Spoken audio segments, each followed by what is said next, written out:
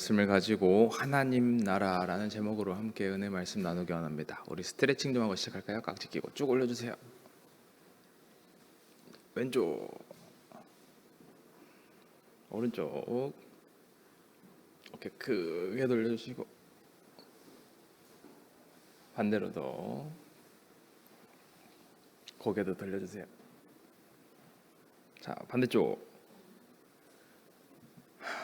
창세기부터 요한계시록 성경 66권 전권을 읽다가 보면은 성경에는 여러 주제들이 있다라는 것을 우리가 쉽게 알 수 있죠. 그래서 죽음에 대해서, 생명에 대해서, 인간 관계, 의인의 그 고난, 악인의 형통, 부부 생활, 여러 가지 이 주제들이 이제 성경에 언급된 것을 우리가 쉽게 발견할 수 있습니다. 그 중에는 이제 성경의 여러 주제들 가운데 한 두세 권에 걸쳐서 성경에서 언급하고 끝내는 것이 있는 반면에 성경 전권에 걸쳐서 말하는 주제도 있어요. 그러니까 주제가 사실은 성경에 보면은 많지는 않죠. 근데 이 성경에 어떤 주제가 한 두세 권에서 끝나는 것이 아니라 성경 66권 전체를 관통하고 있는 주제가 있다면 우리는 그것을 꼭 반드시 알 필요가 있죠. 그래서 그만큼 중요하다는 뜻이겠죠. 그것이 바로 오늘 제목인 하나님 나라에 관한 이야기입니다. 하나님 나라는 성경 전체에서 너무나 많이 이야기를 하고 있어요. 그래서 성경뿐만이 아니라 예수님의 사역 전체에서도 예수님께서 하나님 나라에 대해서 굉장히 많이 강조를 하시죠. 우리가 알고 있는 이제 누가복음 4장 말씀을 보시면은 예수님의 첫 번째 설교가 등장합니다. 첫 번째라는 것은 굉장히 의미가 있다는 뜻이죠. 근데 그 첫 번째 설교에 보시면은 예수님이 강조하시는 것이 하나님 나라에 대해서 말씀을 하세요. 그래서 예수님의 첫 번째 설교의 주제가 하나님 나라인데 첫 번째 설교인 뿐만 아니라 예수님이 많은 설교를 하셨죠. 많은 사람들 앞에서 대화를 나누시고요. 그리고 주제를 가지고 토론도 하시고 여러 다양한 장소에서 여러 사람들에게 설교를 전하시는데 하나님 말씀을 전하시는데 그때 대부분의 주제는 하나님의 나라입니다. 설교뿐만이 아니라 이제 그냥 일상인 대화에서도 그 당위의 대부분 주제는 하나님 나라를 말씀하셨어요. 그리고 그뿐만이 아니라 예수님은 누가복음에 보시면은 비유를 말씀하실 때도 꼭 이렇게 시작하셨어요. 하나님의 나라를 어떻게 비유할꼬 하면서 말씀하시는 거예요. 그 말인즉슨 비유의 모든 주제도 대부분 하나님의 나라였다는 거죠. 예수께서 이 땅에 오셔서 사셨던 그 공생의 3년 기간 동안 모든 대화, 비유, 설교, 모든 주제가 다 하나님의 나라를 이야기하고 있습니다. 그런데 거기서 끝나지 않아요. 예수께서 죽으셨죠. 십자가에 못 박혀서 죽으시고 그리고 부활하셨어요. 부활하신 다음에 하나님의 나라로 승천하시기 전에 40일간 이 땅에 머무르셨다라는 이야기가 성경에 나오죠. 이 40일간 40일의 기간이 마지막 이 땅에서의 기간이잖아요. 근데 이 마지막 기간 동안 예수님이 이 시간이 지나면 본인의 하나님의 자리로 올라가셔야만 했어요. 그러니까 예수님께서 보셨을 때 사랑하는 사람들과 이 땅에서 물론 영으로는 함께 있을 수 있지만 육으로 있는 마지막 시간이 이 40일의 기간이었는데 여러분들 한번 생각해 보세요. 내가 갈 시간을 알아요. 내가 언제 갈지를 알아요. 일주일이 남았거나 한 달이 남았어요. 그러면 그 기간 동안 가장 소중한 사람과 가장 소중한 이야기를 나누면서 마무리를 하다가 가겠죠. 예수님께서 이 마지막 40일 기간 동안 자신의 제자들과 함께 하셨어요. 제자들과만 시간을 보내셨어요. 그리고 이 제자들에게 오직 한 가지 주제만을 다룹니다. 하나님의 나라였어요. 이때도. 그만큼 하나님의 나라는 성경 전체를 관통하고 있는 주제이기도 하고 예수님의 공생의 기간 동안 모든 설교와 가르침이 하나님의 나라였고 예수님이 죽으시고 부활하신 뒤에 마지막 40일 기간에도 말씀하신 것이 하나님의 나라였다는 거예요. 그러니까 우리가 반드시 하나님의 나라가 무엇을 의미하는지를 잘 알아야 됩니다. 예수께서 하나님의 나라를 강조하신 이유를 두 가지로 들 수가 있어요. 첫 번째는 당연히 중요하기 때문에 강조를 하셨겠죠. 근데 두 번째 이유는 무엇이냐면 사람들이 이 하나님의 나라에 대해서 오해를 너무 많이 하고 있어요. 그래서 예수님께서 반복하고 말씀하셨음에도 불구하고 사람들이 하나님의 나라가 어떤 것인지에 대해서 계속 오해해요. 심지어 예수님의 설교를 직접 듣고 예수님의 기적을 직접 보고 비유를 직접 들었던 제자들조차도 하나님의 나라에 대해서 오해하고 있었더라는 거예요. 근데 재밌는 것은 지금 우리들도 하나님의 나라를 오해하고 있을 때가 너무나 많아요. 많은 설교를 들었어요. 많은 말씀을 들었어요. 성경을 수없이 읽었어요. 그런데도 불구하고 이 하나님의 나라에 대해서 오해하고 있어요. 그러면 이 오해하고 있는 것이 무엇인가? 이 하나님의 나라에 대해서 예수님이 어떻게 말씀하시는가를 우리가 집중해서 볼 필요가 있겠죠. 그래서 예수님 당시, 그때 당시에 유대인들이, 제자들이 가졌던 오해는 무엇이며 우리가 가지고 있는 하나님 나라에 대한 오해는 무엇인가? 이 첫 번째 오해는 하나님 나라는 하늘에 있다라고 생각하는 거예요. 그리고 두 번째 오해는 이 하나님 나라는 죽어야지만 경험한다라고 생각한다는 거죠. 야, 죽으면 다 끝나. 그때까지만 참으면 돼. 그때까지만 이악 물고 버텨. 천국 가면 그만이야 라고 생각하더라는 거죠. 근데 하나님의 나라는 하늘에 있는 것이 아니고 죽어야만 경험하는 것이 아니라는 거예요. 도대체 어디 있나? 그럼 하나님의 나라가 어디 있나? 어떻게 해야만 경험할 수 있나? 우리가 말씀을 가지고 한번 살펴보길 원합니다. 누가복음 17장 말씀 20절에서 21절 두 구절을 같이 한번 합독하시겠습니다. 시작.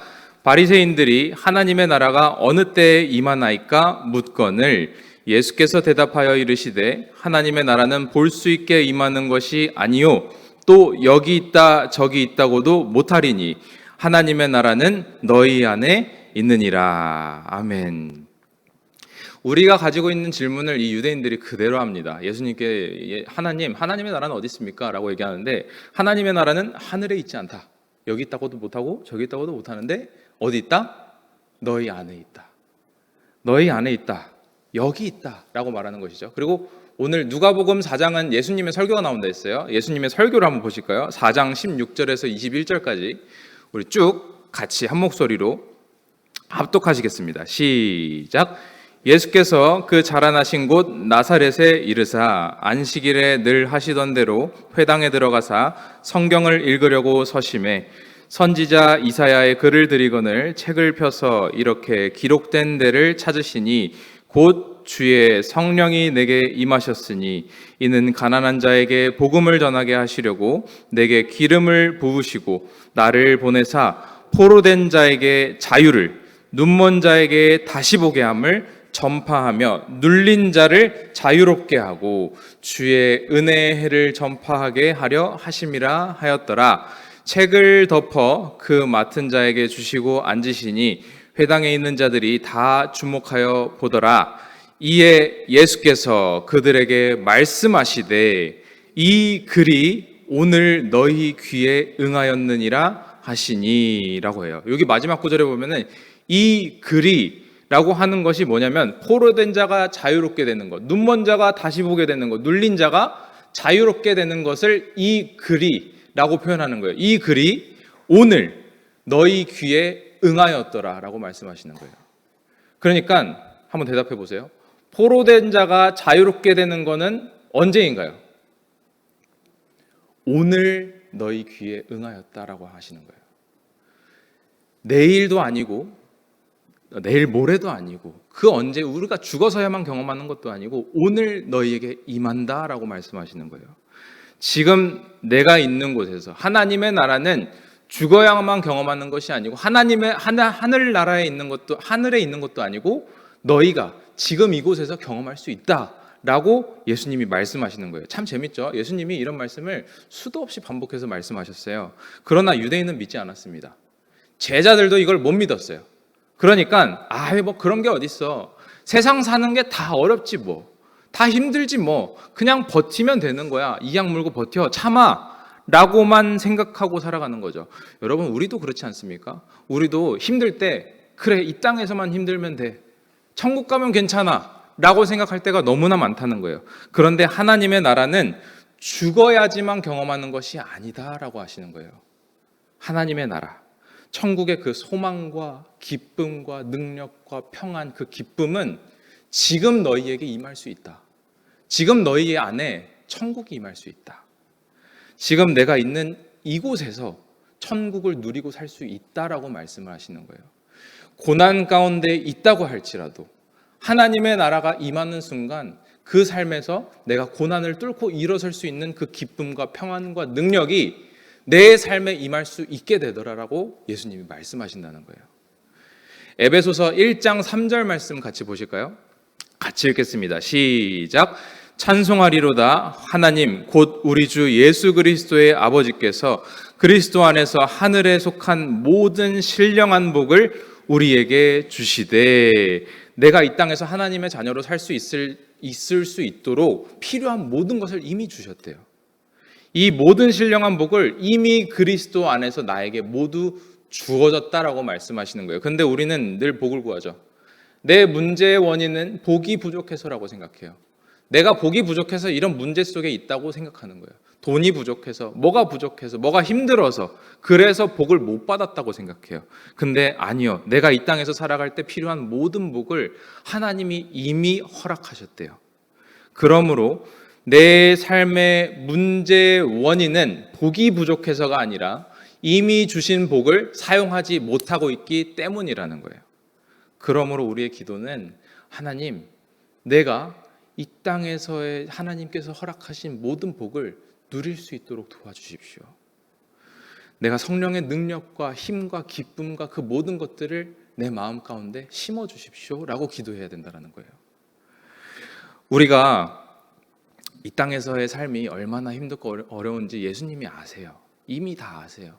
다 아시고 이 땅에서의 삶이 쉽지 않다라는 걸 예수님이 다 아셨어요. 근데 우리가 그러죠. 하나님, 내가 얼마나 힘든 줄 알아? 내가 얼마나 어려운 줄 알아? 그래서 예수님 말씀하시는 거예요. 제발 하나님의 나라를 구해라. 그래서 예수님께서 가르쳐 주신 기도가 있죠. 하늘에 계신 우리 아버지요, 이름이 거룩히 여김을 받으시오며. 그 다음 뭐예요? 나라가 임하옵시며. 하나님의 나라가 나에게 임하기를 원한다는 거예요. 예수님이 그걸 구하기를 원하신다는 거예요. 너희들 다른 거 구하지 마라.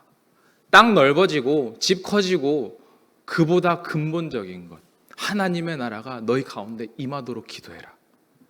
나의 가정 가운데, 내 자녀 가운데, 질병 가운데 있는 내가 사랑하는 그 사람 삶에 하나님의 나라가 임하는 순간 포로된 자가 자유롭게 되고, 눈먼 자가 눈뜨게 되고, 그리고 눌린 자, 이 눌린 자라는 것은 영적인 것과 정신적인 것, 그 육적인 것 다 포함하는 거예요.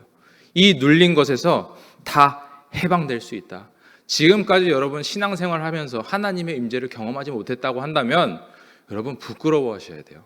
창피하셔야 돼요. 왜냐? 하나님이 살아계세요. 살아계신 하나님이 어떻게 내 삶 가운데 임하지 못할 수가 있어요? 그만큼 신앙생활을 잘못하고 있다는 뜻이에요. 그러니까 내 삶에 문제 가지고 땅만 치면서 슬피 울지 마세요. 그때 이렇게 기도하세요. 하나님, 내 삶 속에 하나님의 나라가 임하길 원합니다.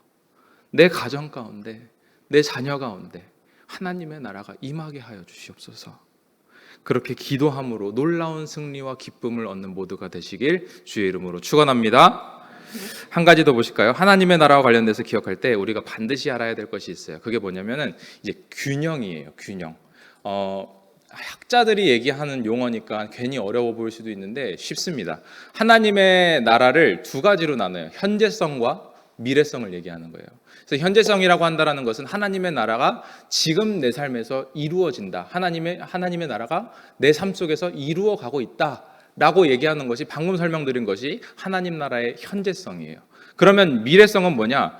또 어떤 특성이, 그 미래성은 예수 그리스도의 오심으로 말미암아 완성될, 이 땅에서 하나님 나라가 딱 시작됐어요. 예수님이 오시면서 시작됐지만 아직 하나님의 나라가 완성되지 않았어요. 그래서 이미와 아직 사이라고 우리가 배운 적이 있죠. 언제 완성되냐?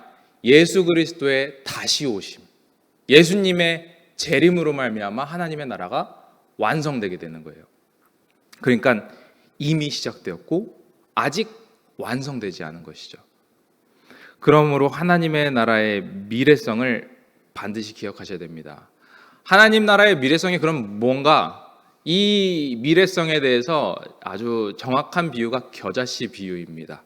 겨자씨 비유가, 이 겨자씨가 뭐냐면, 겨자씨는 아주 눈에 보이지 않을 만큼만도 작은 씨였는데 이것을 심고 나무가 되니까 이 크기가 수만 배, 새가 깃들일 정도의 크기의 나무가 되더라는 거예요. 이게 오늘 읽은 본문 말씀에 나오죠. 그래서 이 겨자씨에 비하면 나무 크기는요, 수만 배, 수십만 배가 됩니다. 이 비유를 통해서 예수님이 무엇을 말씀하고 싶으셨던 건가? 제가 알기로는 이 자리에 계신 여러분들 대부분은 이제 이미 하나님의 은혜를 경험하신 분들이 앉아 있을 거로 알고 있어요. 근데 우리 애들만 봐도 그렇잖아요. 수련회 가서 막 열심히 찬양하고 열심히 예배드리고 기도하고 뛰고 이렇게 하면은 그때 하나님의 은혜가 임해요. 하나님의 나라가 마음 가운데 거해요. 그러면은 찬양을 언제까지라고 해도 계속할 수 있을 것만 같아요. 설교를 아무리 길게 들어도 더 들을 수 있을 것만 같아요. 우리 딱 그렇게 얘기하죠. 이때 죽어서 가면 예수님 만나겠다라고 느낄 그 기쁜 마음들이 마음 가운데 있잖아요. 우리가 은혜를 임한다는 것은 그런 거잖아요. 그래서 하나님의 은혜가 임하면 그 전까지 있었던 분노도 한순식간에 사그러집니다. 눈 녹듯이 녹아버려요. 누구를 미워했던 마음, 시기했던 마음, 죽이고 싶었던 이 마음까지도 내 마음 가운데 하나님의 은혜가 임하면 이게 눈 녹듯이 사라져 버린다는 거예요. 그래서 겨자씨 비유는 뭐냐면 이런 거예요.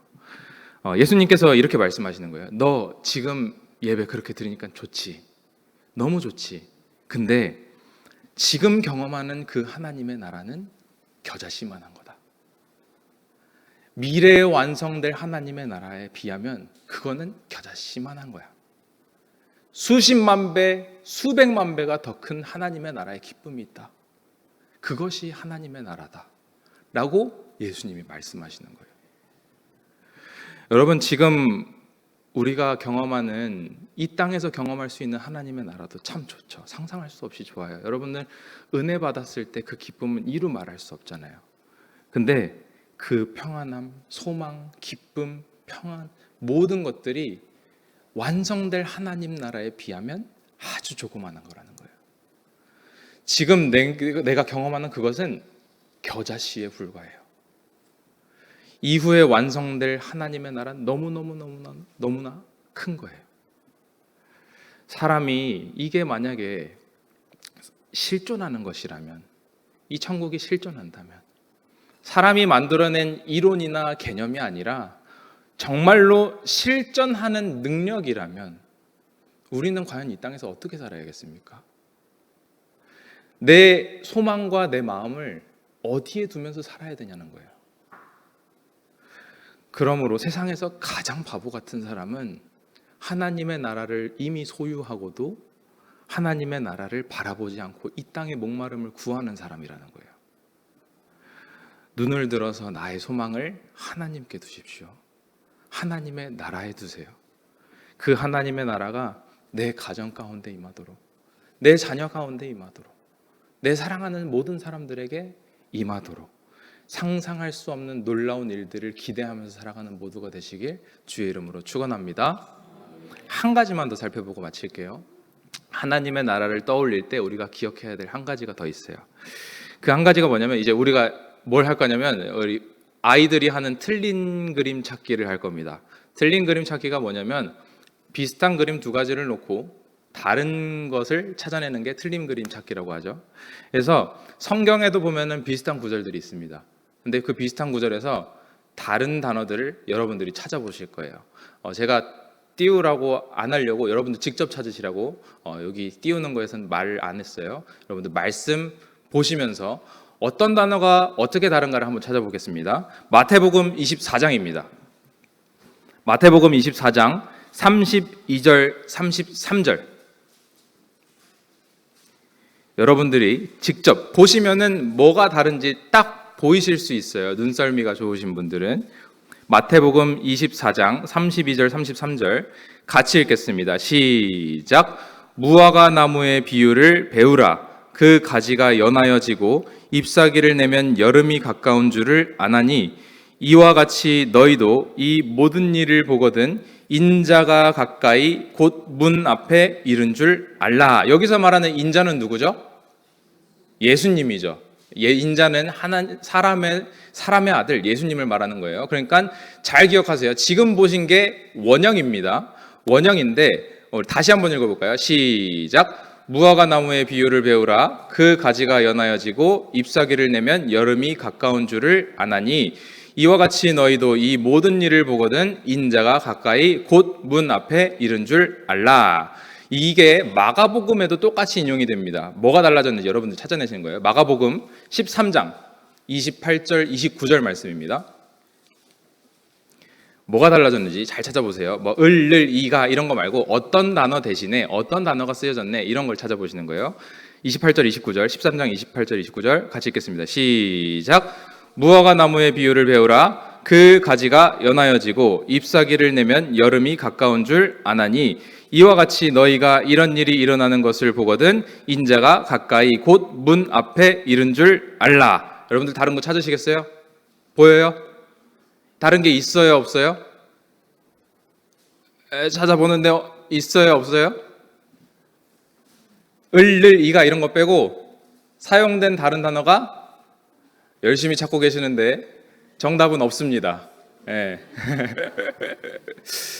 다른 게 없습니다. 보시면 다른 걸 못 찾으시겠죠? 다 같아요. 똑같은 단어가 똑같이 쓰여졌어요. 그러니까 마태복음과 마가복음은 인자, 예수님 뭐 이런 게 다 똑같이 쓰여졌어요. 그런데 이것이 누가복음에 똑같이 등장해요. 누가복음에도 인용이 되는데 이게 뭘 달라졌는지 찾아보세요. 오늘 본문 말씀입니다. 누가복음 21장 29절에서 31절. 누가복음 21장 어떤 단어 대신에 어떤 단어가 쓰였는지를 찾아보시는 거예요. 21장 29에서 31 같이 읽겠습니다. 시작.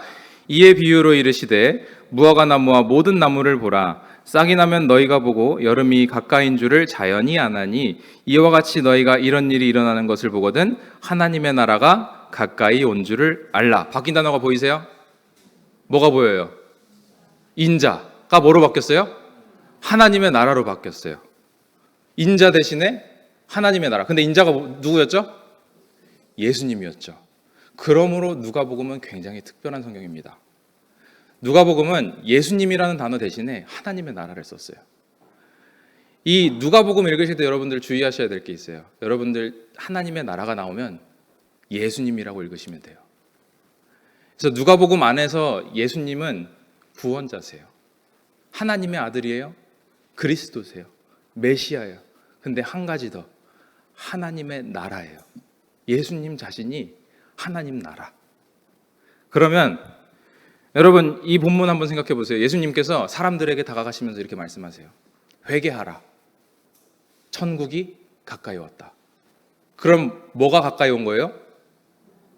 예수님이 직접 가까이 오신 거예요. 거기서 말하는 하나님 나라는 예수님 자신이세요. 내가 올 때가 다 와간다. 그러므로 누가복음 읽으실 때 예수님 자신이 하나님 나라라는 거. 여기까지 따라오셨죠? 이제 질문할 테니까 한번 대답해 보세요. 내가 예수를 그리스도로 말미암아 믿음으로 말미암아 예수님을 영접해서 예수님이 내 안에 계세요. 그러면 하나님의 나라는 어디 있는 거예요? 내 안에 있는 거예요.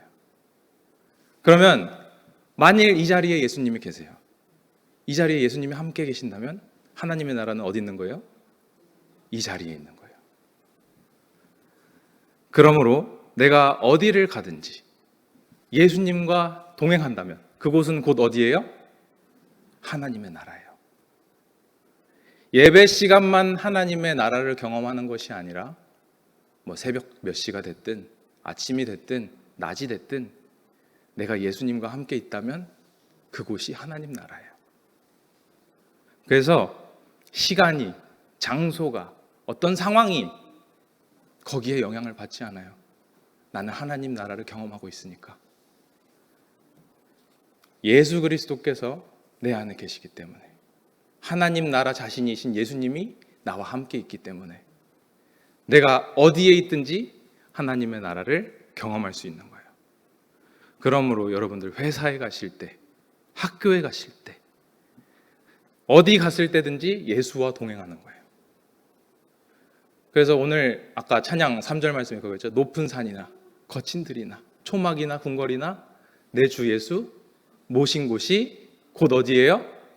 하나님의 나라예요. 태산을 넘어서 험곡에 가도 빛 가운데로 걸어가기만 하면, 내가 예수님을 소유하기만 하면, 그 다음 후렴 가사가 어떤 거예요? 하늘의 영광, 하늘의 영광, 나의 마음속에 차고도 흘러 넘치는 거예요. 그런 축복이 우리 삶에 주어진다는 거예요. 이 살아계시는 하나님을 경험하고 이 땅 가운데서도 복되고 나중에 완성될 주님 만나는 그날에 완성된 하나님의 나라를 온전히 누리게 되는 모두가 되시길 주의 이름으로 축원합니다. 오늘 말씀 가지고 기도하실 때 주님, 내가 하나님 나라 되시는 예수를 소유하기를 원합니다. 예수와 동행하기 원합니다. 내 안에 거하셔서 세상의 그 어떤 것도 하나님 나라의 기쁨과 평안, 그 능력들을 초월할 수 없음을 알게 하시고 내가 오직 주님만 바라보면서 하나님의 나라를 소망하는 삶 되게 하여 주시옵소서. 우리 주여 한번 부르고 기도하시겠습니다.